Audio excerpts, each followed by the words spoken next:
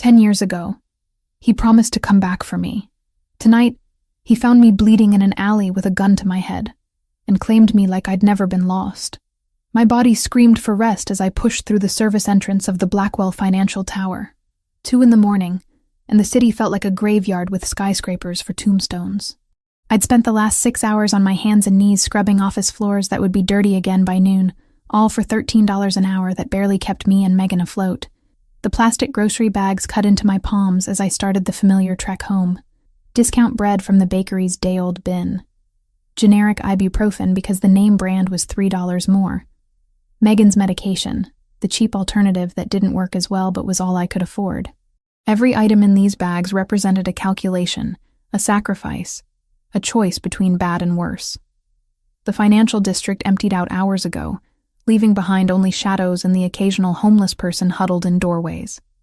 I kept my head down and my pace quick. 40 minutes on foot instead of taking the bus saved me $4.50 each way. $9 a day. $63 a week. That was 2 doses of Megan's medication. The math was simple, brutal, and inescapable. Light drizzle started halfway through my walk, the kind that doesn't seem like much until you realize you're soaked through. My threadbare jacket offered about as much protection as tissue paper.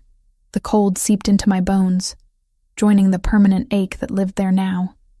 26 years old, and I felt ancient, used up, hollowed out by years of just surviving. I was passing the mouth of an alley between 2 shuttered warehouses when I heard voices. Male. Aggressive. The kind of tones that made smart women cross the street and walk faster. But crossing meant adding 5 minutes to my route, and my feet were already bleeding in these shoes with the worn-through soles. 48 hours. That's what I said last time. My stomach dropped. I recognized that voice. Victor, one of the Russian enforcers who worked for the Sokolov organization, the people who owned my dead husband's debts. Who owned me, essentially, until I paid back $85,000 I'd never borrowed. I tried to slip past unnoticed, but Victor's eyes found me like a predator spotting prey. Lauren Vasquez. He stepped out of the alley, and I could smell the vodka on him from 6 feet away.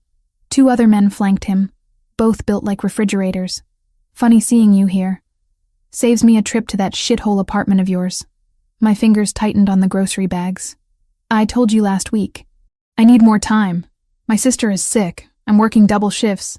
Your sister. Victor's laugh was ugly. Yeah, I know about little Megan. 18, right?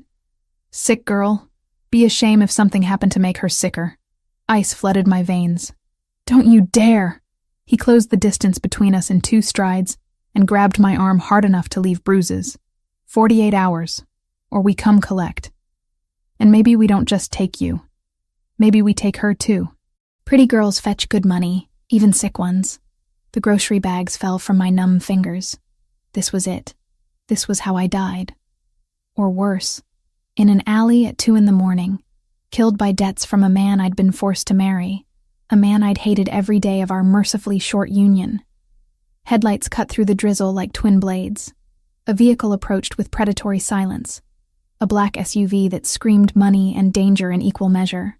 It stopped at the curb, engine purring like a satisfied cat. The back door opened. A man stepped out. Even in the dim streetlight, even through the light rain, I could tell this wasn't someone you ignored. Tall, easily 6'3", with shoulders that spoke of violence held in check. His suit probably cost more than I made in 6 months. Perfectly tailored charcoal fabric that somehow remained pristine despite the weather. 3 other men emerged with him, all carrying themselves with the same controlled menace. Let her go. The words came with an accent I couldn't place. Not Russian. Italian, maybe. The voice was quiet, controlled, but it carried absolute authority. Victor's grip on my arm loosened slightly. He recognized something in this man, something that made him hesitate. This doesn't concern you. Private business. I'm making it my business. And the man moved closer, and more details resolved in the weak light. Dark hair slicked back from a face all sharp angles and harder edges. Who do you work for? Nikolai Sokolov. Victor's voice had lost some of its swagger. Who the hell are you? Gabrielle Fioraldi.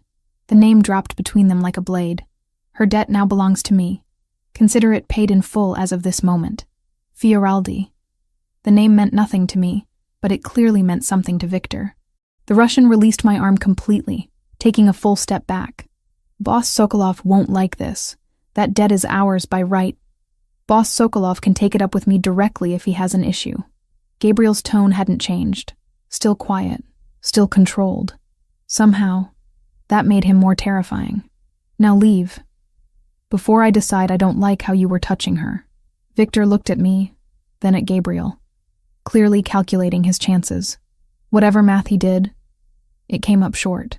He and his men retreated toward a car I hadn't noticed parked further down the street, throwing looks over their shoulders like dogs expecting to be kicked. I stood frozen as their engine started and they peeled away into the night. The drizzle continued to fall, soaking through my jacket, plastering my hair to my skull. My grocery bags lay scattered on the wet pavement. Bread probably ruined. Gabriel moved into my line of sight, studying me with an intensity that made my skin prickle. Up close, the dim light revealed more. A scar running vertically down his chin, another cutting through his left eyebrow. His nose had been broken at least once and healed crooked. These weren't decorative scars. They were the map of a violent life. You've been working at the Blackwell Tower for 8 months. He spoke like he was commenting on the weather.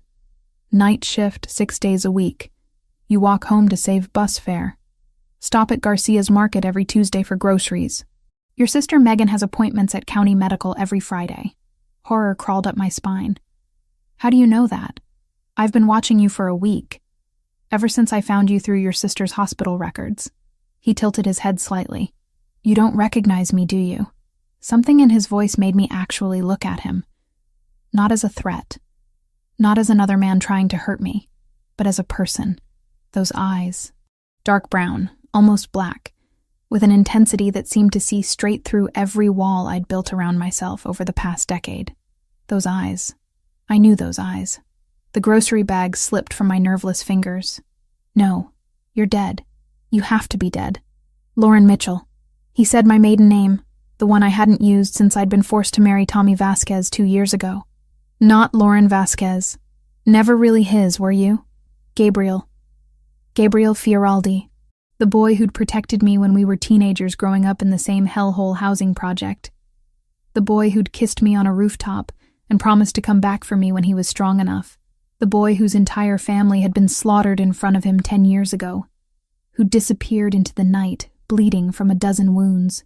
Who I'd hidden for 5 days in an abandoned basement and then never saw again.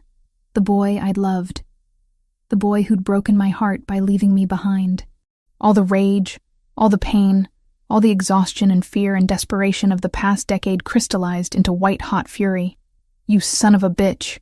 Something flickered in his expression. Surprise, maybe. I can explain. Explain? My voice rose, echoing off the warehouse walls.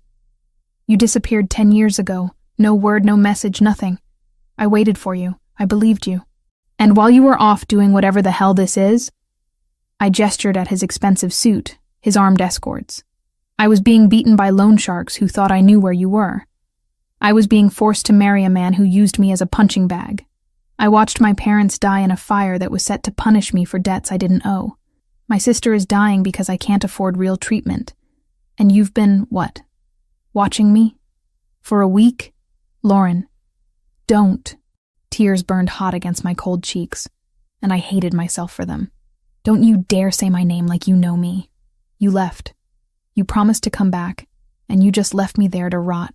He absorbed every word like physical blows, jaw tightening with each accusation. When I finally ran out of breath, out of words, out of everything, he spoke quietly.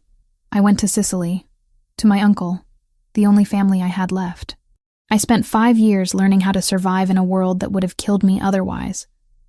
I came back 3 years ago and built power, built resources, specifically so I could find you and protect you. It took me 2 years to locate you because you'd changed your name when you married. That's supposed to make it better? That you were off becoming this... I didn't even know what to call him. While I was drowning? No. Simple. Honest. Nothing makes it better. But I'm here now. And that debt Victor mentioned? It's gone. You don't owe the Sokolovs anything. You owe me now. I don't want to owe you anything. Too late. The debt transfers the moment I claimed it, which means you belong to me until it's paid off. His eyes never left mine. Get in the car. I'll take you home. I'd rather walk. 40 minutes in the rain. Your shoes have holes in them. You're exhausted enough to collapse. He gestured to the SUV. Get in the car, Lauren. No. We stared at each other in the drizzle.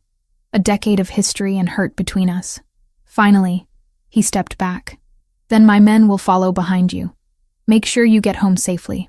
Because Nikolai Sokolov just learned that I took his property, and he's not going to be happy about it. The implications of that sank in slowly. You just painted a target on me. The target was already there the moment you inherited Tommy Vasquez's debts. I just made it official. He returned to the SUV, then paused with the door open. You're being watched now, Lauren. By me, and by people who want to hurt me through you. That's the reality. You can accept my protection, or you can keep pretending you're fine on your own. Either way, I'm not disappearing again. He climbed into the vehicle, and it rolled forward slowly, matching my pace as I bent to gather my ruined groceries. The bread was soaked through. The medicine bottle had rolled into the gutter. Everything felt symbolic, like my life leaking away into dirty rainwater. I walked. The SUV followed behind me, headlights illuminating my path through the empty streets. 40 minutes of humiliation, of feeling those eyes on my back, of remembering a boy I'd loved, and trying to reconcile him with this dangerous stranger. When I reached my building, Gabriel emerged one more time. He handed me a thick envelope without a word. Inside, I could feel the weight of cash, and something smaller, a business card. First installment. His voice was soft. This isn't over, Lauren. It's barely begun. The SUV pulled away, leaving me standing in the rain with more money than I'd seen in years, and the ghost of a promise I'd stopped believing in a long time ago. I didn't sleep. How could I? Knowing that envelope contained enough cash to pay 3 months of Megan's treatment. I sat at our rickety kitchen table until dawn, counting $100 bills with shaking hands. $100,000. More money than I'd seen in my entire life, just handed to me by a ghost who'd become a stranger. When pale morning light finally crept through our cracked windows, I checked on Megan, still sleeping, fever-free for once. I kissed her forehead and slipped out for my morning shift at the diner, exhausted but functional. I'd worked on less sleep before. The hallway outside our apartment stopped me cold. 2 men in dark suits stood stationed like sentries, one on each side of our door. They straightened when they saw me, hands moving instinctively toward jacket interiors. Mrs. Vasquez. The taller one nodded respectfully. We're here to ensure your safety. I didn't ask for guards. Mr. Fioraldi insists. Of course he did. I pushed past them, taking the stairs because waiting for the elevator meant more time under their watchful eyes. They followed at a discreet distance, shadows I couldn't shake. The black SUV from last night sat parked across from the diner when I arrived for my shift. Different vehicle, same message.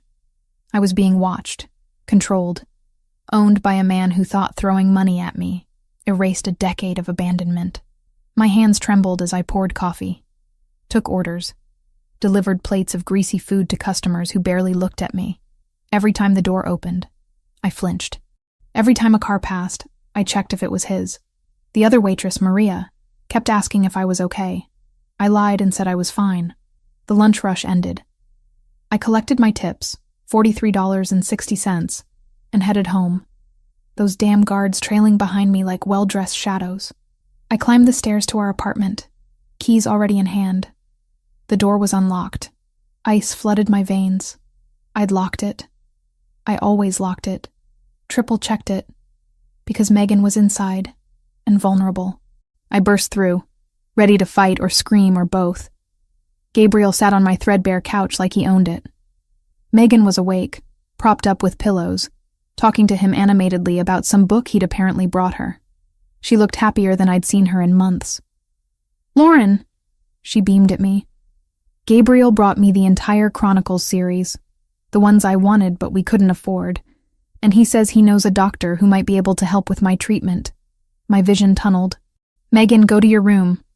Her smile faded. But, now, please. She shot Gabriel a confused look before shuffling to the bedroom we shared, closing the door softly behind her. The moment the latch clicked, I rounded on him. How dare you break into my apartment? Gabriel remained seated, infuriatingly calm. I didn't break in. The landlord let me in.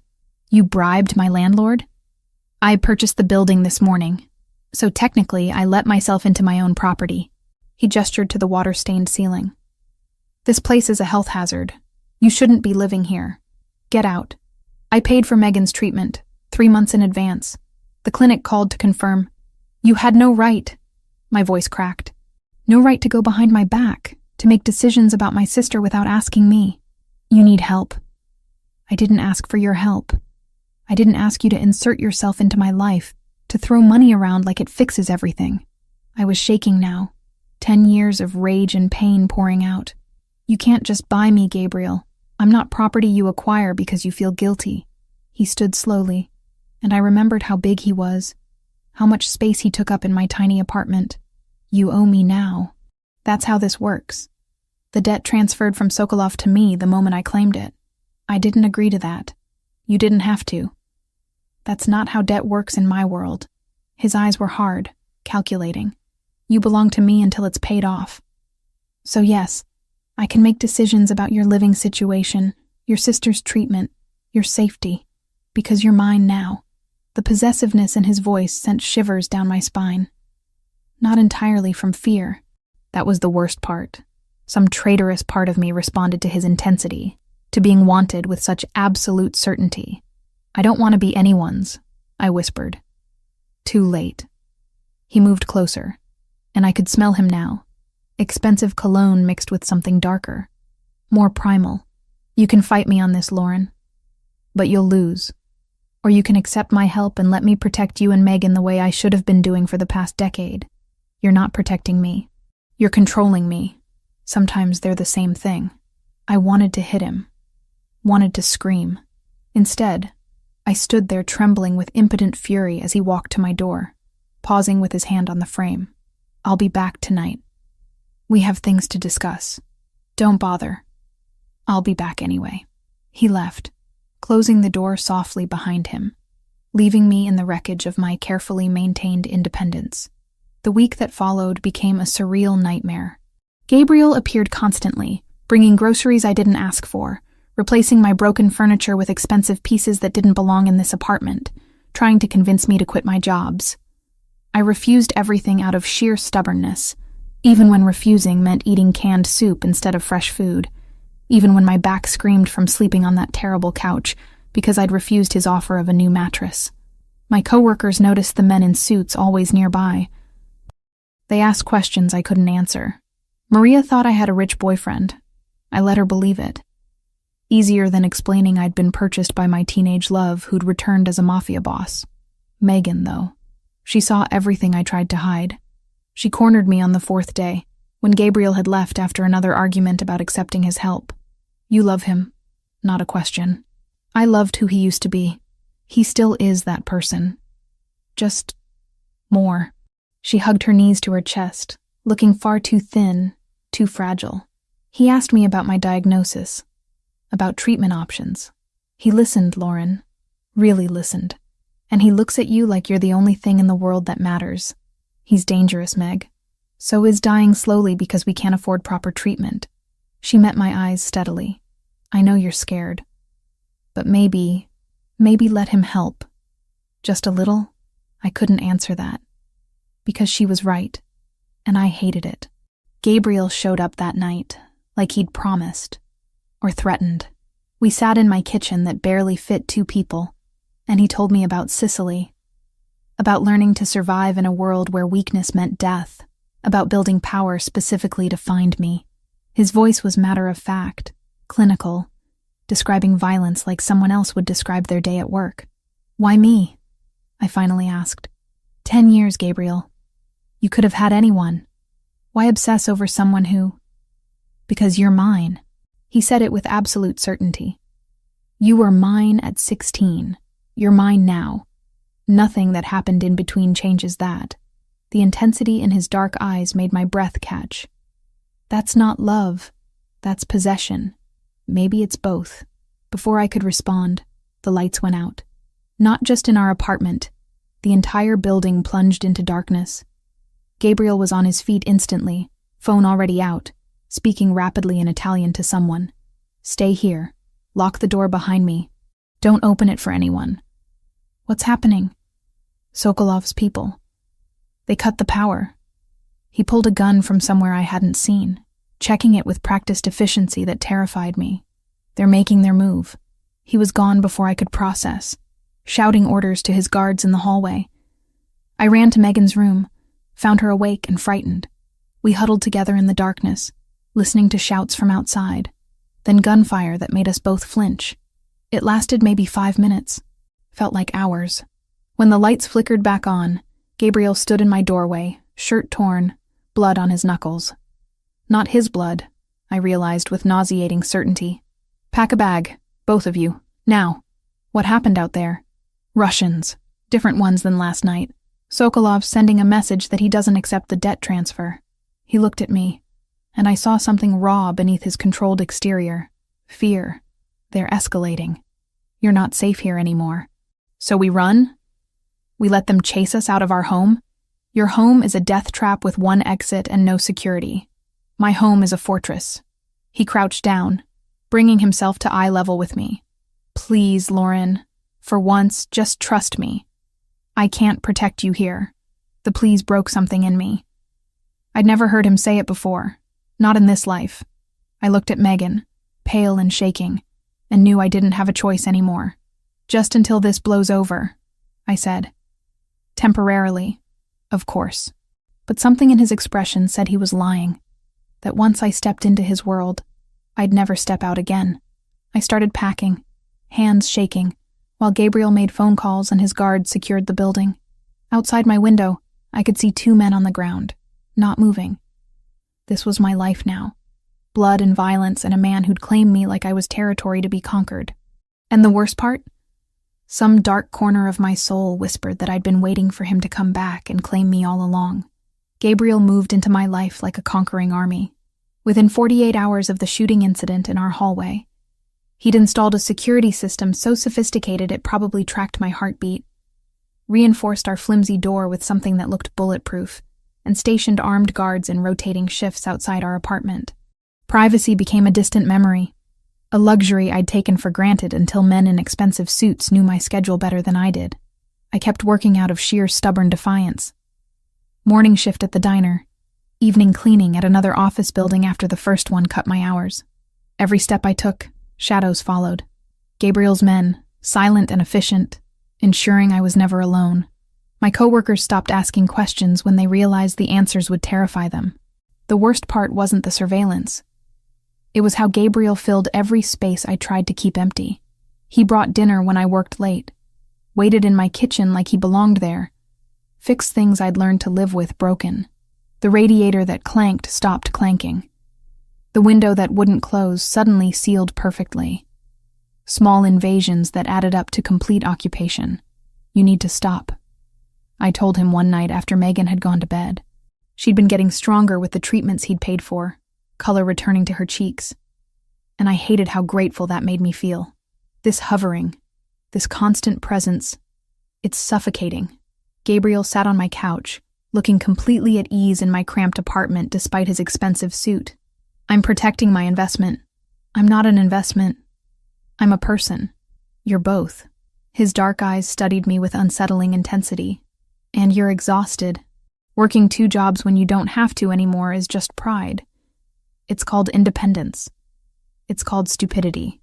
He leaned forward, elbows on his knees. You owe me $100,000, Lauren. You could work yourself to death and not pay that off in 5 years. Or you could accept my help and focus on things that actually matter. Like what? Being your kept woman? Something dangerous flickered in his expression. Is that what you think this is? What else would I call it? You pay my bills, control where I go, decide what's safe for me. That's not protection, Gabriel. That's ownership. Maybe I want to own you. He said it so calmly, like discussing the weather. Would that be so terrible? Being mine completely? My heart hammered against my ribs. You can't just say things like that. Why not? It's the truth. He stood, and suddenly my small living room felt even smaller. I've spent 10 years building power specifically so I could find you and keep you. I'm not going to apologize for wanting what's mine. I was never yours to begin with. You were always mine. He closed the distance between us in 2 strides. From the first time I saw you at 16, terrified in that housing project hallway. You belonged to me then. You belong to me now.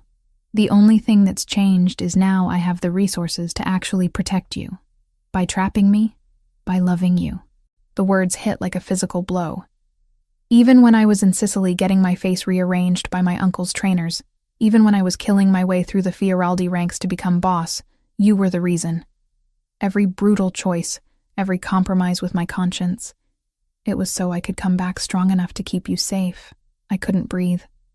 Couldn't think past the raw honesty in his voice. You don't know me anymore. Then let me learn. His hand came up slowly, giving me time to pull away. I didn't. His fingers traced my jaw with surprising gentleness. Tell me about the last 10 years. Tell me everything I missed. So I did. Maybe because I was tired of carrying it alone. Maybe because some part of me had been waiting a decade to make him understand the cost of his absence. I told him about the loan sharks who'd beaten me bloody looking for him. About being forced to marry Tommy Vasquez, 8 months after my parents died, in a fire that was meant as punishment for debts I didn't owe. About a husband who used my face as a punching bag, but never touched me sexually, because drugs had destroyed everything that made him a man. He died owing more than he was worth, I said flatly. Got shot in some deal gone wrong. I didn't cry at his funeral. I felt nothing but relief that it was over. And then I realized it wasn't over, because his debts transferred to me, and Megan got diagnosed, and I've spent the last year and a half just trying to survive one day at a time. Gabriel's jaw had gone tight, a muscle jumping beneath his scarred skin. I should have found you sooner. You should never have left. I was 18 and bleeding out from a dozen wounds. Staying would have gotten us both killed. His thumb brushed across my cheekbone. My uncle in Sicily was the only family I had left.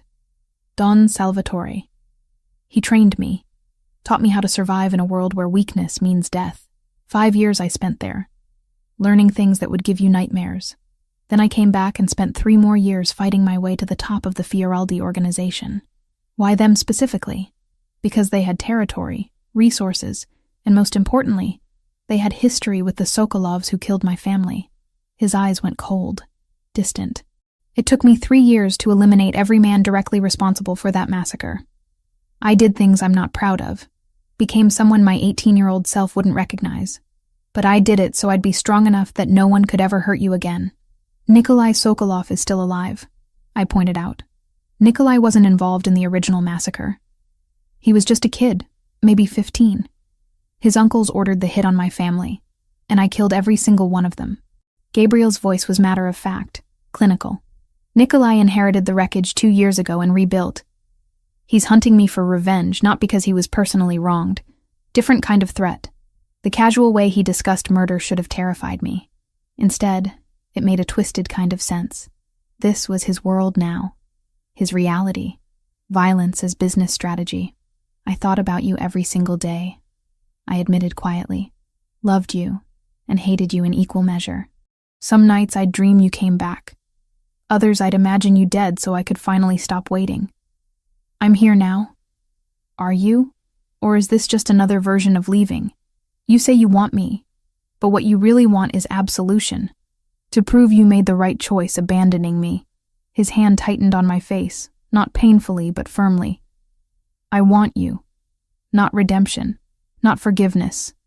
You, messy and angry and damaged. All of you, Lauren. I'm not some prize to be won. Then what are you? His voice dropped lower, intimate. Tell me you don't feel this. Tell me 10 years actually changed what we had. It changed everything. Did it change how you feel when I'm close? He was barely an inch away now, his breath warm against my lips. Did it change the fact that you're mine, no matter how much you fight it?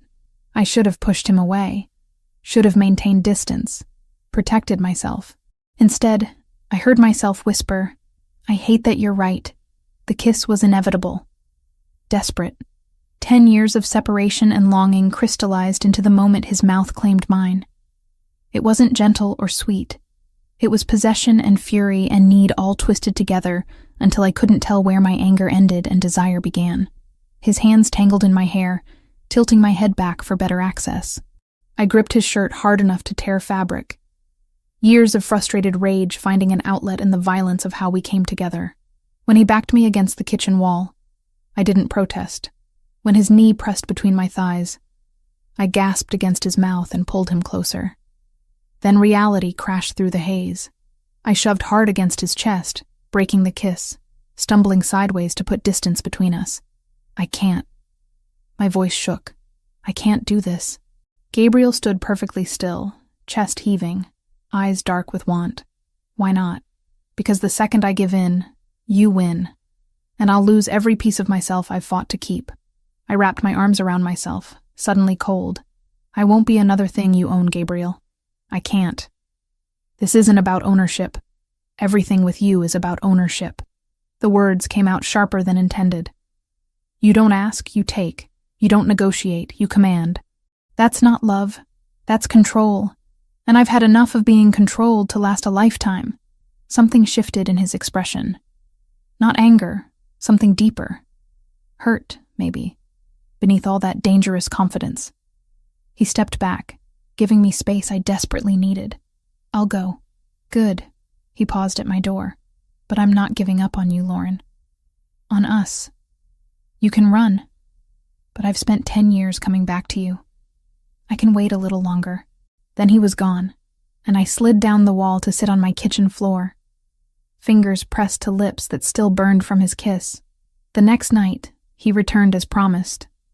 Or threatened. I'd expected anger, demands, more attempts to break through my defenses. Instead, I found him asleep on my terrible couch, too tall to fit properly. Head bent at an angle that would leave his neck screaming. He still wore his suit from earlier, though he'd removed his jacket and shoulder holster. The vulnerability of seeing him like that, this dangerous man who commanded armies of criminals, reduced to cramped discomfort rather than leave me unprotected, cracked something inside my chest. I grabbed a blanket and draped it over him carefully. He stirred but didn't wake, and I retreated to the bedroom I shared with Megan before I could do something stupid like smooth the hair from his forehead. Morning brought news that shattered our fragile peace. The diner where I'd worked mornings had burned down overnight. Arson, the fire inspector said. Accelerant poured through the mail slot, flames spreading fast enough that if anyone had been inside, they wouldn't have survived. It was a warning, Gabriel said when I called him, voice numb with shock. Nikolai's message that he doesn't accept the debt transfer. He's escalating. I don't have a job anymore. Then move into my place. You and Megan. Let me protect you properly. I can't just abandon my apartment. Your apartment is a death trap that I can't secure properly. My house is a fortress. He paused. Please, Lauren. I know you hate accepting help from me, but this isn't about pride anymore. This is about keeping you alive. I looked at Megan, who'd been listening from the doorway, pale and frightened. She nodded slightly, giving me permission to make the choice that terrified me. Fine, but not completely. I'm keeping this apartment, and my night cleaning job. I need some part of my life that's still mine. Deal. Gabriel's relief was audible. I'll send movers tomorrow. I'd compromised. Accepted his help formally, stepped deeper into his world, and as I packed our meager belongings, I couldn't shake the feeling that I'd just surrendered something I'd never get back. The explosion happened while I was elbow-deep in industrial cleaning solution, scrubbing floors in an office building 20 blocks away. My phone rang at 11:30, and the number on the screen made my blood freeze. Megan. Lauren. Her voice was small, terrified. Something happened to the apartment. I dropped the mop. Are you okay? Where are you? I'm with Franco, Gabriel's man. We were coming back from my oncologist appointment, and there were fire trucks everywhere. Lauren, the whole building, our apartment is gone. The phone slipped from my nerveless fingers. Gabriel appeared in my peripheral vision before I even registered calling him, which meant he'd been monitoring my location. Again, I should have been angry. Instead, I felt only crushing relief that Megan had been elsewhere when it happened. "She's safe," he said quietly, reading the panic on my face. "Franco had her at County Medical for her appointment. They're at a secure location now. My apartment was destroyed by a carefully placed explosive device. Professional work. Nikolai Sokolov is sending a very clear message." His jaw tightened. "You can't go back there, Lauren. There's nothing to go back to." The reality hit in waves. Everything I owned, every piece of independence I'd clung to so desperately, reduced to ash and rubble. I'd kept that apartment as a symbol, proof that I could survive on my own. Now it was just a smoking crater, and I had nowhere left to run. "Okay," the word came out hollow. "Okay, we'll stay with you." Something flickered in Gabriel's dark eyes. Not triumph, exactly. More like relief mixed with determination.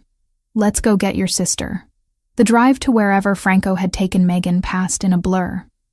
Gabriel made calls in rapid Italian, his voice cold and clipped as he issued orders I didn't understand. When we finally arrived at what turned out to be a medical facility disguised as an upscale office building, Megan threw herself into my arms hard enough to knock the breath from my lungs. "I'm sorry," she sobbed. "I'm so sorry. All your things can be replaced." I held her tighter. "You can't. That's all that matters." Gabriel's property was 40 minutes outside the city, accessed through gates that belonged in a military installation. Armed guards waved us through with crisp nods, and the driveway wound through what looked like a small forest before opening onto a view that stole my breath.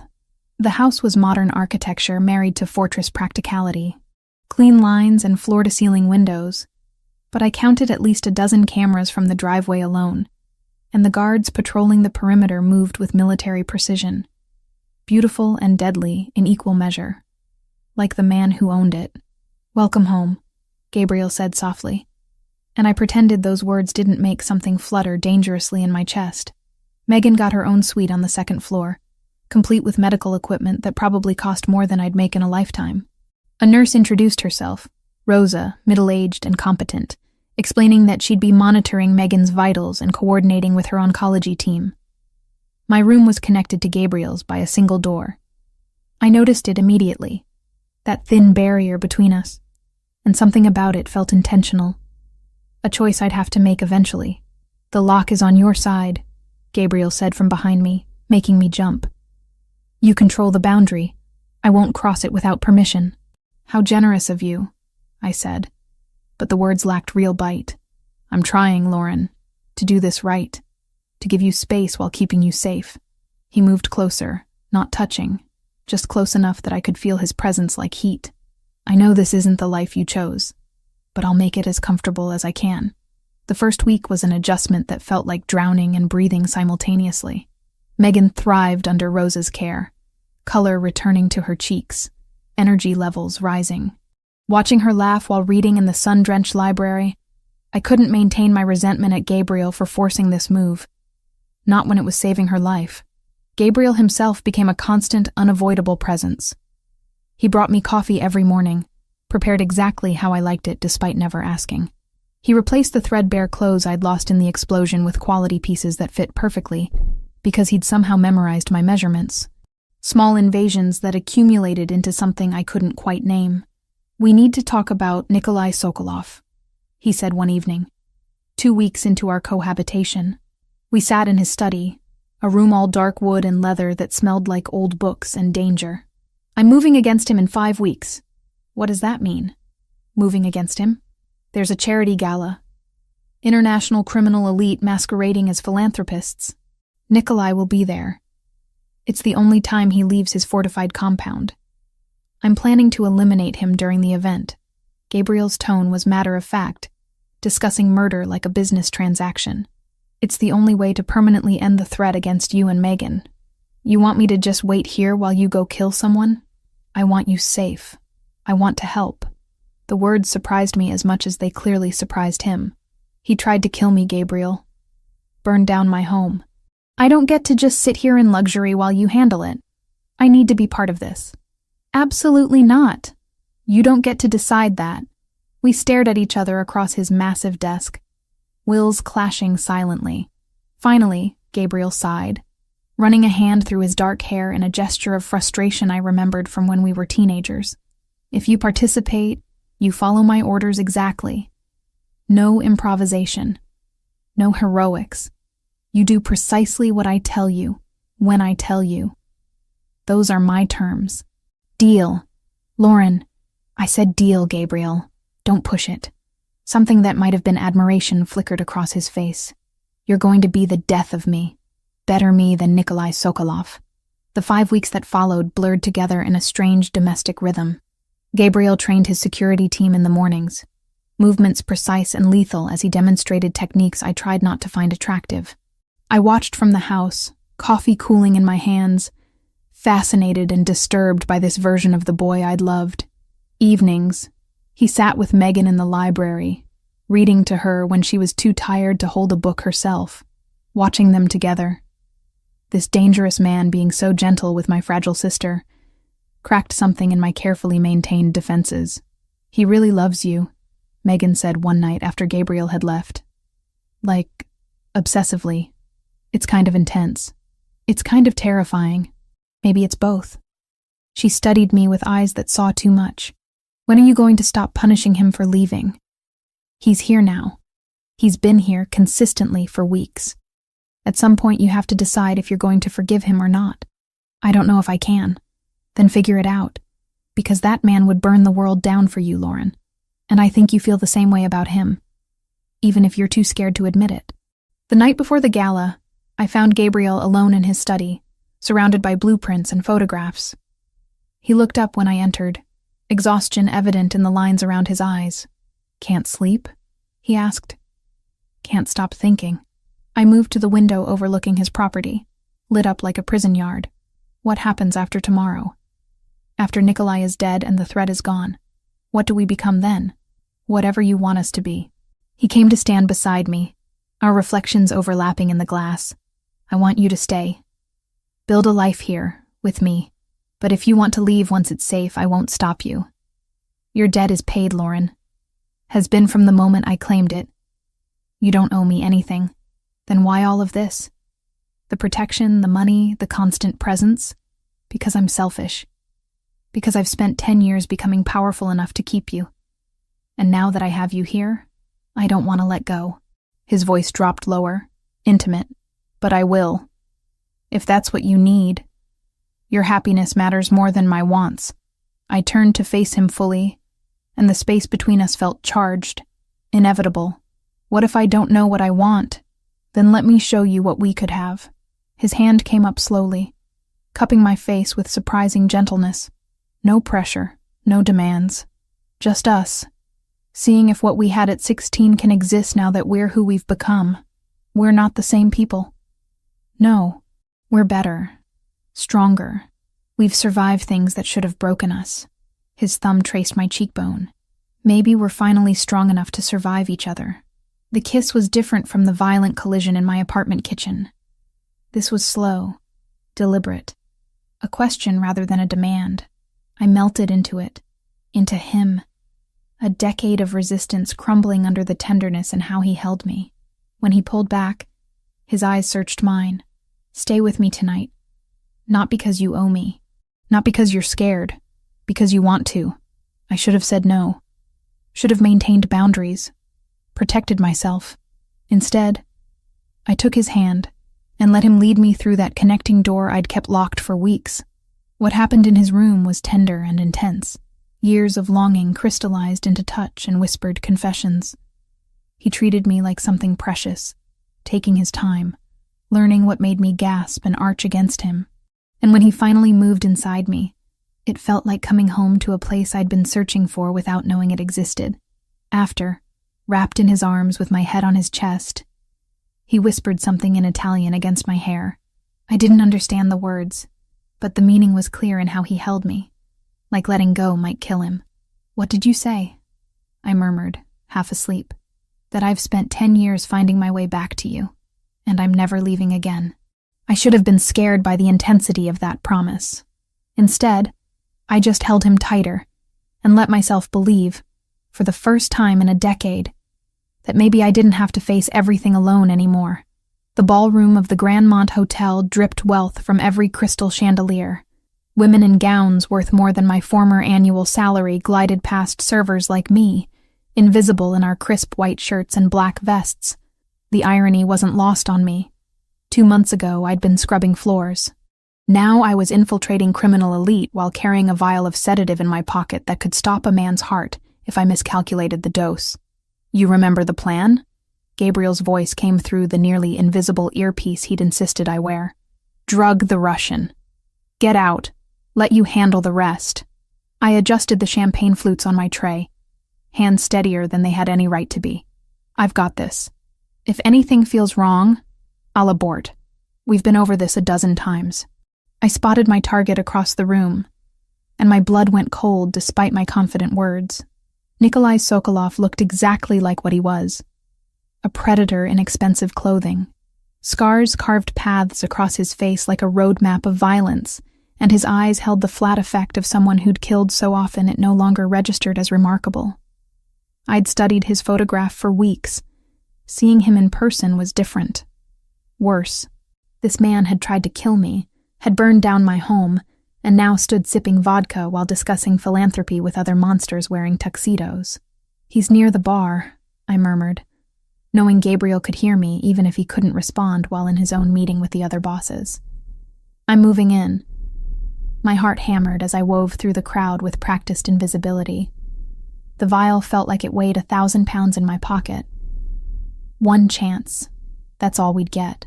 Nikolai traveled with a small army. But here at this gala, surrounded by other criminal elite who valued the pretense of civility, his guard was down. Marginally. I approached with my tray held at the perfect angle, a smile plastered on my face that didn't reach my eyes. Champagne, sir? Nikolai's gaze swept over me with the disinterest reserved for furniture. He selected a glass without truly seeing me, and relief flooded through my system. I'd worried he might somehow recognize me from photographs, but Gabriel had been right. Men like Nikolai didn't look at the help. I waited until he turned back to his conversation partner, then made my move. The vial's contents went into a fresh glass with practiced precision, invisible against the golden liquid. I approached again, this time from a different angle. Fresh champagne, sir? Your glass is nearly empty. This time he looked at me, really looked, and something in his flat eyes made my skin crawl. Thank you. He took the drugged glass, but didn't drink. Instead, he held it while continuing his conversation, and I forced myself to drift away naturally. Not rushing, just another server moving through the crowd. Minutes ticked by with agonizing slowness. I watched from across the room as Nikolai raised the glass to his lips, then paused, lowered it, said something to the man beside him, a bodyguard built like a tank, who laughed and accepted the champagne as if Nikolai was offering a gift. No, no, no, no. The bodyguard drank deeply. Nikolai selected a fresh glass from a passing server's tray. He knew. Somehow, impossibly, he knew. Gabriel, I whispered urgently into my earpiece. He switched drinks. The plan is compromised. I need to... A hand clamped around my upper arm with bruising force. Another server, except servers didn't move like trained killers. Mr. Sokolov would like a word. Quietly. I tried to pull away. His grip tightened until bones ground together. I said quietly, "Make a scene and I'll put a bullet in that pretty bartender behind you. Your choice." I stopped struggling. Let him guide me through a service door, down a hallway lined with industrial kitchen equipment, into a storage room that smelled of flour and fear. Nikolai waited inside, flanked by 2 more men, the bodyguard who'd drunk the sedative already swaying on his feet. Lauren Mitchell. Nikolai's accent turned my name into something ugly. Or should I say Lauren Vasquez, Gabriel Fioraldi's pet project. Did you really think I wouldn't recognize you? I don't know what you're talking about. My voice came out steadier than expected. I'm just a server. He backhanded me hard enough that I tasted copper. Don't insult my intelligence. I've known you were coming since the moment Gabriel bought your false credentials from my inside man. His smile was all teeth and malice. Did you think your lover's security was impenetrable? I've had someone on his payroll for weeks, long enough to learn all about his precious Lauren and her dying sister. The room tilted. inside man, traitor in Gabriel's organization, which meant Nikolai pulled out his phone, swiped to a video, and my world ended. Megan, tied to a chair in what looked like an abandoned office, blood trickling from a cut on her forehead, terror written across her too thin face. Rosa lay motionless in the corner, and I couldn't tell if she was breathing. Your sister proved surprisingly difficult to acquire. Gabriel's mansion has excellent security. Nikolai tilted his head, studying my reaction like a scientist observing an experiment. But money buys many things, including the passcode to disable that security from the inside. My men walked right through the front door while Gabriel was busy preparing for tonight. If you hurt her... The threat died in my throat. What could I possibly do? I was powerless, trapped, and Megan was miles away in the hands of men who'd murdered Gabriel's entire family without hesitation. Call him. Nikolai held out his phone. Tell your lover that if he wants his precious girls to survive the night, he'll come alone to the old industrial district, Warehouse 7 on Camden Street. I believe he knows the location well, the warehouse where Gabriel's family had been slaughtered 10 years ago. Of course, this was never just about business or territory. This was personal. Revenge served cold across a decade. My hands shook as I dialed Gabriel's number. He answered on the first ring. Lauren, where are you? You cut out. He has Megan. My voice cracked. Gabriel, he has her. He had someone inside your security. They took her from the mansion. Silence. Then, in a voice colder than I'd ever heard from him, put Sokolov on. Nikolai took the phone with obvious satisfaction. Fioraldi, you killed my uncles, destroyed my family's legacy. Tonight, I return the favor. Warehouse 7. Alone. You have 1 hour, or I start mailing you pieces of the women you love. He ended the call and smiled at me. Now we wait. And while we wait, you can watch your sister suffer every time you fail to cooperate. The drive to the warehouse happened in surreal silence. I sat wedged between two of Nikolai's men in the back of an SUV, watching the city lights blur past while my mind raced uselessly. Gabriel would come. Of course he would. And Nikolai would kill us all, completing his revenge in the same place where this cycle of violence had begun. He loved his uncles, you know, Nikolai said conversationally from the front seat. The ones your Gabriel murdered so methodically. Boris and Dmitry Sokolov. They raised me after my parents died. Taught me everything about power, about respect, about what it means to be truly feared. He glanced back at me. Gabriel took that from me, left me with nothing but their corpses and a burning need to watch him suffer. They killed his entire family, I said flatly. Murdered them in their own home. He was 18 years old. They were eliminating competition. Business. Nikolai shrugged. Gabriel made it personal by refusing to die with them. And then he spent years systematically destroying everything my uncles built. So yes, this is very personal. I'm going to kill you slowly. Make him watch. Then I'll kill the sister. Then, when he's completely broken, I'll put a bullet in his skull exactly where he shot my Uncle Boris. Poetic, no? The warehouse loomed ahead, a skeletal structure of rusted metal and broken windows. My last chance at escape was slipping away with every second. But even if I could run, I couldn't leave Megan. Couldn't abandon her the way I'd felt abandoned 10 years ago. Gabriel would come. That was the one certainty in this nightmare. He'd come because he'd spent a decade building power specifically to protect me. And he'd die before he let me face this alone. I just hoped he had a plan better than walking into an obvious trap and praying for the best. The SUV stopped. Rough hands hauled me out into cold night air that smelled of rust and old blood. Somewhere in that darkness, my sister was waiting. Somewhere closer, Gabriel was racing toward us with an army at his back. And somewhere in the space between hope and despair, I prayed we'd all survive until morning. They dragged me into the warehouse's skeletal remains, my feet catching on broken concrete and twisted metal. The space smelled like decay and old violence, and I understood why Nikolai had chosen it. This place was a grave already. Adding 3 more bodies would just be tradition. Megan sat tied to a chair in what had once been an office on the 2nd level, visible through shattered windows. Even from the ground floor, I could see the terror in her too pale face. The blood dried on her temple.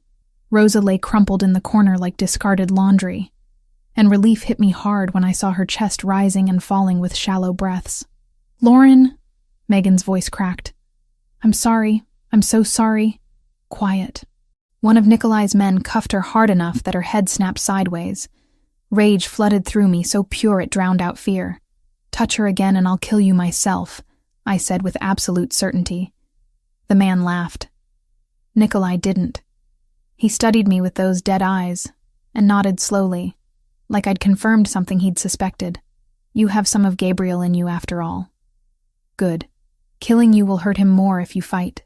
The sound of approaching vehicles cut through the night. Multiple engines, moving fast. Nikolai's men took positions throughout the warehouse with practiced efficiency. Rifles and automatic weapons appearing from beneath coats. 20 men, maybe 25. An army positioned to slaughter whoever walked through those rusted doors. Gabriel was walking into a massacre, and there was nothing I could do but watch it happen. The vehicles stopped outside. Doors opened and closed with controlled precision. Then Gabriel's voice, amplified somehow, echoed through the warehouse. "I'm here, Nikolai, as requested, alone." "Liar!" Nikolai shouted back. "I count 15 vehicles. You think I'm stupid?" "I said I came. I didn't say my men wouldn't follow." A pause. "But I'll walk in alone if you want. Just let me see that Lauren and Megan are alive first." Nikolai grabbed my arm and hauled me to the center of the warehouse floor, into clear view of the entrance. One of his men dragged Megan down from the office, her legs barely supporting her weight. We stood exposed under the skeletal ceiling, moonlight streaming through gaps in the rusted metal roof. "They're alive," Nikolai called out. "For now. Come in, Fioraldi. Let's finish what my uncle started 10 years ago." The main door creaked open. Gabriel stepped through alone, hands raised, no visible weapons. He wore the tuxedo from the gala still, though it was rumpled now, stained with something dark on one sleeve. His eyes found mine immediately, and I saw everything I needed to know in that look. He had a plan. I just had to trust him. "Let them go," Gabriel said quietly, still advancing with careful steps. "This is between you and me. They're innocent. No one is innocent." Nikolai's grip on my arm tightened. "Your precious Lauren carries your debt. The sister is leverage. They stay until you're dead. Then they follow you." The gunfire started before he finished speaking. Not from Nikolai's men. From above. From outside. From angles I hadn't seen anyone take. Gabriel's men. Positioned while Nikolai had been focused on the dramatic confrontation. The warehouse erupted into chaos. I hit the ground, pulling Megan down with me as bullets tore through the air where we'd been standing. Nikolai dove for cover, screaming orders in Russian. His men returned fire, but they were caught in crossfire from multiple directions, trapped in a killing box of Gabriel's design. Through the chaos, I watched Gabriel move. This wasn't the careful, controlled man I'd been living with. This was the weapon he'd been forged into during 5 years in Sicily. Every movement was economical, lethal. A gun appeared in his hand from somewhere, and men fell before they could track him. He advanced like a force of nature, unstoppable and terrible. I covered Megan with my body, trying to shield her from the violence while knowing it was futile. We were ants caught between warring gods, and our survival depended entirely on which god won. Minutes felt like hours. The sound was deafening. Gunfire, shouting, the screams of wounded men.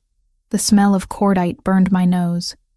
Megan trembled beneath me, too weak from her illness to do more than survive this. I whispered useless reassurances into her hair and prayed to any deity listening that Gabriel knew what he was doing. The gunfire started to thin. Gabriel's men were winning through superior positioning and numbers. I risked lifting my head and immediately wished I hadn't. Bodies everywhere. So much blood. And in the center of it all, Gabriel and 3 of his captains, Franco, Roberto, Adriano, advancing methodically through the carnage. A hand fisted in my hair and yanked me upright. Nikolai. He'd circled through the chaos, using the shadows and confusion to get to us. He had Megan by the throat now, gun pressed to her temple, using us as human shields. "Fioraldi!" His voice was ragged with desperation and rage. "Stop, or I kill them both." Everything went silent. Gabriel froze mid-step, his men stopping with military precision. The remaining Russians, maybe 5 or 6 still standing, trained their weapons on Gabriel. Mexican standoff with my sister's life as the ante. "Let them go," Gabriel said. His voice was steady, but I saw the fear beneath his control.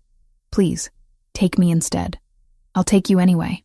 Nikolai dragged us toward the center of the warehouse, into clear view of everyone. "But first you watch them die. First you understand what you took from me." "Don't!" I found my voice finally. "Gabriel, don't give him anything. Save yourself." The gun barrel against Megan's head pressed harder. She whimpered, eyes squeezed shut. "Shut up. Or I kill her right now instead of making it last." Gabriel walked forward, hands spread wide, weapon dropped and kicked away. "Surrender. Complete and absolute. Let Lauren go. Keep the sister as insurance if you want. But let Lauren walk away from this. No deal." Nikolai's breath was hot against my ear. "You love her. I can see it in how you move, how you're willing to die for her. So she dies first. While you watch. Then the sister. Then you, slowly, until you beg me to finish it." This was it. The end I'd been running toward since Gabriel re-entered my life. I looked at him across the blood-stained concrete, tried to memorize his face one last time. Wanted to tell him I loved him, had always loved him, would die still loving him. His eyes met mine, and he smiled. Small, barely there, but definitely a smile. Then he mouthed 2 words. "Trust me." Everything happened in rapid succession. Megan, who I'd thought was frozen in terror, suddenly twisted and bit down on Nikolai's hand with desperate strength. He jerked reflexively, gun wavering away from her temple for 2 critical seconds. Gabriel moved like he'd been released from invisible restraints. His hand blurred to his ankle, pulling a backup weapon I hadn't seen. 3 shots, so fast they sounded like one extended crack. Nikolai's shoulder, the arm holding the gun. His chest, center mass. His head, final and absolute. The Russian fell backward, dead before he hit the ground. His remaining men tried to react, but Gabriel's forces cut them down in a coordinated volley that lasted seconds. Then silence. True silence. The kind that only comes when all the killing stops. I couldn't move. Couldn't breathe. Just stood frozen while my brain tried to process that we'd survived. That somehow, impossibly, Gabriel had turned certain death into victory.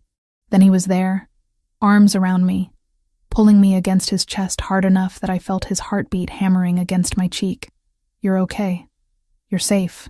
I've got you." I broke. 10 years of holding myself together through impossible circumstances shattered, and I sobbed into his blood-stained tuxedo while he held me like letting go would kill him. Megan collapsed against us both, and we stood there in the center of carnage, 3 people who'd survived what should have ended us. "We need to move," Franco said quietly. "Police are 8 minutes out. Medical van is outside for the girl." Gabriel scooped Megan up like she weighed nothing, carrying her toward the exit, while keeping one arm around me, refusing to let me stumble alone through the aftermath. The night air outside tasted impossibly sweet after the enclosed death of the warehouse.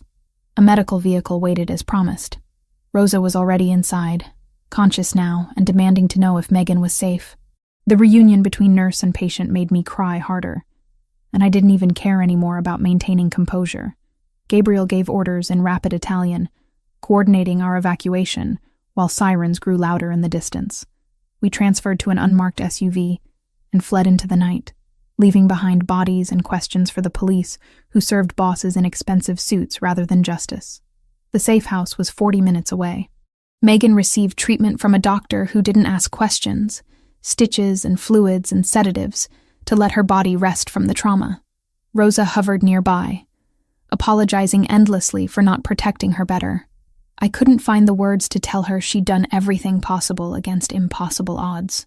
When Megan finally slept, when Rosa settled in to monitor her, when the adrenaline finally wore off, I found myself sitting on a couch in an unfamiliar living room while my hands shook uncontrollably. Gabriel sat beside me silently, just there, solid and real and alive. After a while, he took my trembling hands in his, warming them with his larger ones. "I thought I'd lost you," I whispered. "When you walked in there alone, I thought I was never alone." I had 40 men positioned before I ever made the call. His thumb traced circles on my palm. "And I had you. You kept Megan calm, kept yourself alive.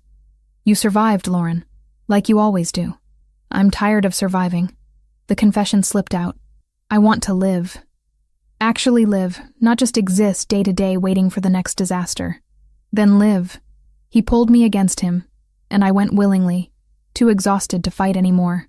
With me. Build something real instead of just surviving the wreckage. I thought about arguing. About pointing out all the reasons why building a life with a mafia boss was insane. Instead, I just held him tighter and let myself believe, for the first time in a decade, that maybe I deserved something more than survival.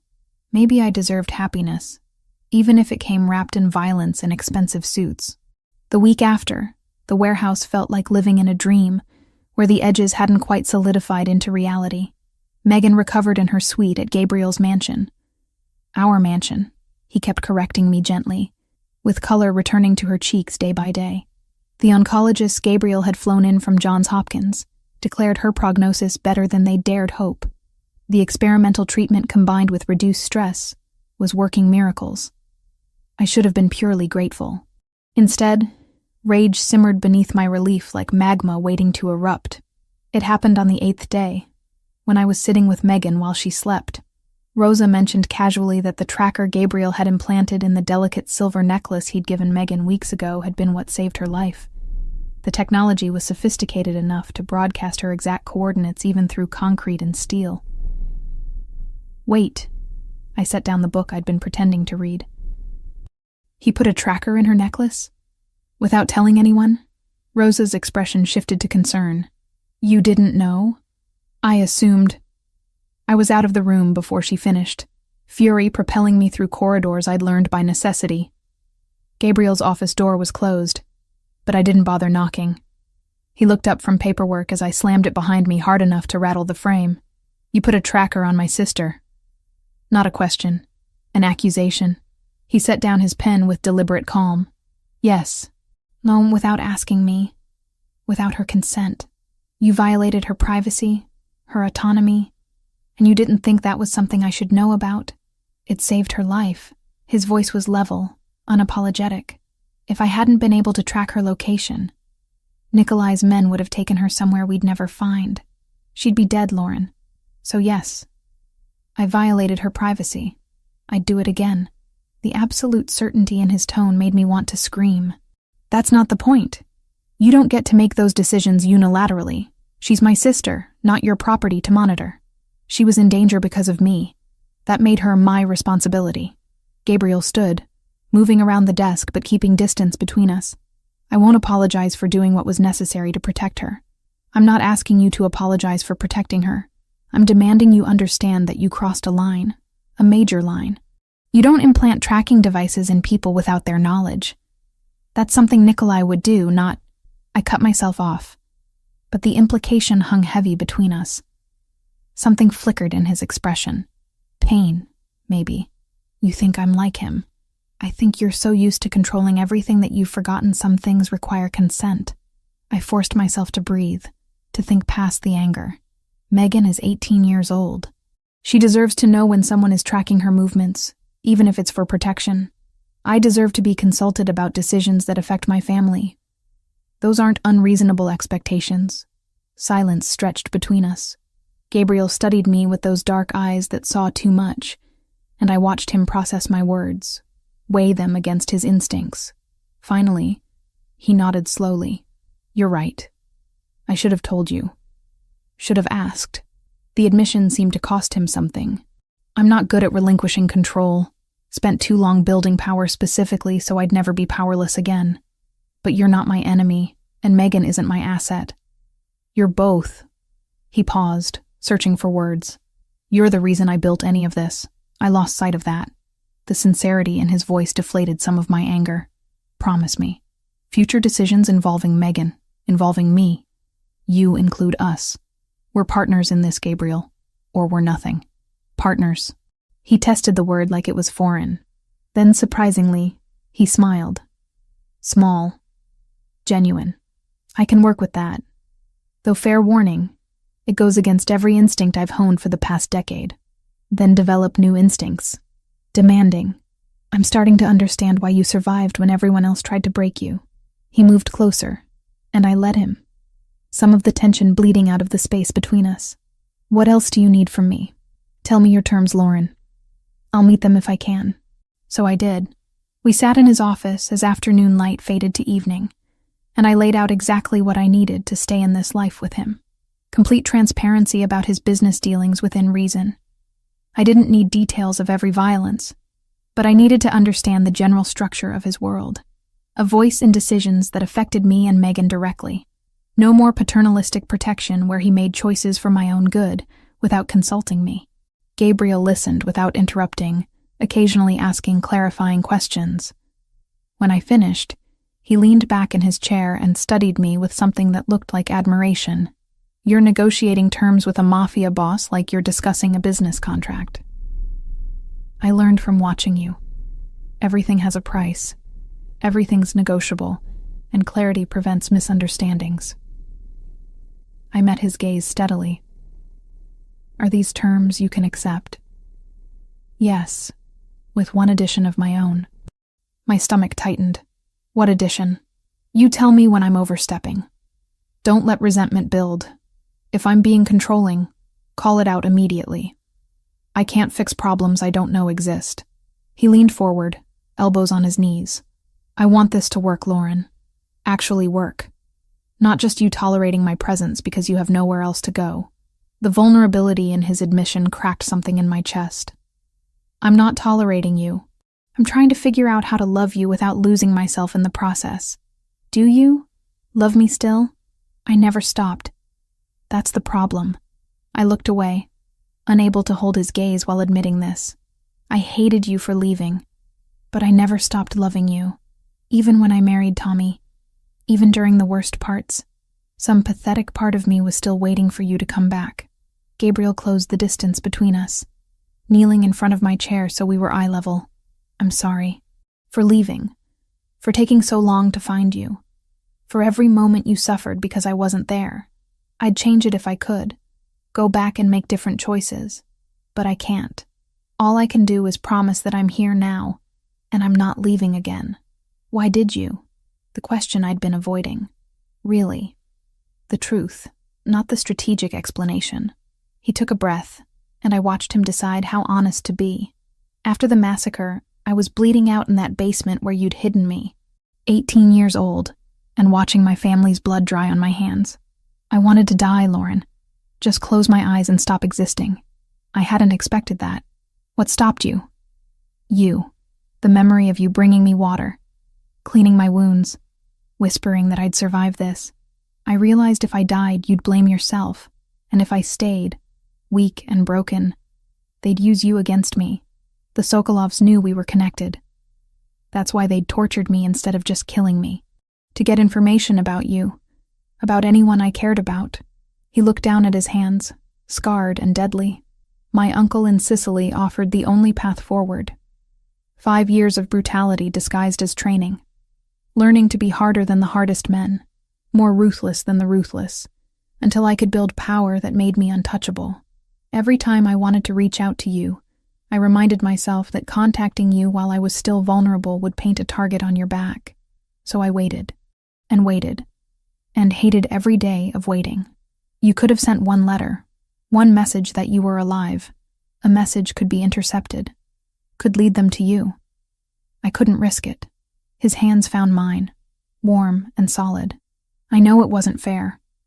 Know you deserved better than silence. But in that moment, keeping you alive mattered more than keeping you happy. The twisted logic of it made sense in the awful way that survival always made sense. I'd done terrible things to keep Megan alive, too. Married a man I despised. Worked until my body screamed. Made compromises with my conscience that still haunted me at night. I understand, I said finally. Rationally, I understand. Emotionally, I'm still angry about it. That's going to take time to resolve. I have time. As much as you need. He pressed his forehead to our joined hands. Just don't give up on us. Please. The please broke me. I pulled him closer, kissed him with all the love and rage and forgiveness I couldn't yet articulate. He responded with matching desperation. And we stayed like that until the light outside died completely, and darkness wrapped around us like a cocoon. Later that night, Gabriel made his announcement. He'd called a meeting of every captain and soldier in the Fioraldi organization. I stood beside him in what he called the Great Hall, but which looked more like a courtroom, designed by someone with unlimited funds and questionable taste in intimidation. 40 men assembled in neat rows, all eyes on their boss. Gabriel stood at the front with me beside him, his hand at the small of my back, broadcasting ownership and protection simultaneously. Most of you know Lauren Mitchell by now. She's been living under my protection for weeks. His voice carried through the space without need for amplification. Effective immediately, she's more than a protected asset. She's mine. My woman. Anyone who threatens her threatens me directly. Anyone who harms her will die screaming. This is not negotiable. This is not temporary. Lauren Mitchell is now First Lady of this family, and you will treat her with the respect that position demands. Silence. Then Franco, Gabriel's oldest captain, stepped forward and bowed his head in acknowledgement. We understand, boss. She's family now. The others followed suit, murmuring agreements and assurances. I stood there feeling exposed and strangely powerful, watching dangerous men swear loyalty to someone who'd been scrubbing their floors 2 months ago. After the meeting, back in the privacy of Gabriel's office, I finally let myself react. First Lady of the organization. That's a lot of pressure. You've been handling pressure your entire life. He poured 2 glasses of whiskey, handed me one. This just makes it official. What does it actually mean? Besides a fancy title? It means my enemies know hurting you would be the worst thing they could do to me. It means my allies will extend you courtesy and protection. It means you have authority within this organization second only to mine. He clinked his glass against mine. It means you're committed now, Lauren. All in. No going back. I should have been terrified. Instead, I felt something like relief. For the first time in a decade, I wasn't surviving alone. I had an army at my back, and a man who'd burn the world down before letting someone hurt me. Was it healthy? Probably not. Was it what I dreamed of at 16? Definitely not. But it was real, and solid, and mine. All in, I echoed, and drank deeply. The whiskey burned going down, but I was getting used to the burn. Getting used to living in a world where love looked like violence and protection felt like possession. Gabriel smiled, pulled me into his arms, and for the first time since he'd crashed back into my life, I let myself believe this might actually work. 3 months felt like a lifetime, and an instant simultaneously. Megan's laughter echoed through the mansion's library as she video-called with college admissions counselors. Her color healthy, her energy restored. The experimental treatment Gabriel had secured had pushed her leukemia into remission, and watching her plan a future, she'd thought she'd never have made every compromise I'd made worthwhile. I stood at the window of what had become my office, overlooking the foundation's financial reports. The Mitchell Fioraldi Foundation. Gabriel had insisted on my parents' names alongside his, creating something legitimate out of blood money. We focused on the housing project where we'd both grown up, providing medical care, educational scholarships, and job training to families trapped in the same cycle of poverty that had nearly destroyed us. You're good at this, Gabriel had said last week, watching me negotiate with a hospital administrator. Better than I expected. You see the people behind the numbers. Because I was those people. I'd turned the funding around in 48 hours, leveraging Gabriel's reputation when charm alone didn't work. It felt strange, using the fear his name generated for something good. But I'd learned that in this world, power was neutral. Intent made it righteous or corrupt. The other wives, Angela, whose husband Roberto ran the docks, Maria, married to Adriano, who controlled the unions. Even Sophia, Franco's new girlfriend, had welcomed me cautiously at first. I'd proven myself by never asking questions about their husband's work, never gossiping, and understanding that discretion was survival. They'd taught me the unspoken rules of this life, how to read a room when bosses gathered, when to speak, and when silence conveyed more, how to be strong without threatening the fragile male egos that ran this world. I wasn't the same woman who'd scrubbed floors 3 months ago. That version of me felt like a stranger, someone I'd shed like outgrown skin. This Lauren Mitchell understood power dynamics, could negotiate with criminals and philanthropists with equal ease, and had learned that loving Gabriel meant accepting the blood that came with him. The office door opened without knocking. Only one person entered my space with that presumption of welcome. Gabriel looked exhausted, his suit jacket missing, shirt sleeves rolled up. It was nearly midnight. He'd been in meetings all day. The kind of meetings that left bodies in their wake, though we both pretended otherwise. Then I saw his hands. Blood. Fresh. Still wet. Staining his fingers like accusation. A year ago, I would have recoiled. Asked questions. Demanded explanations. Now I simply moved to the bathroom attached to my office, wet a towel with warm water, and returned. He watched me approach with something like wonder, like he still couldn't believe I'd chosen this life. I took his hands in mine and cleaned them methodically.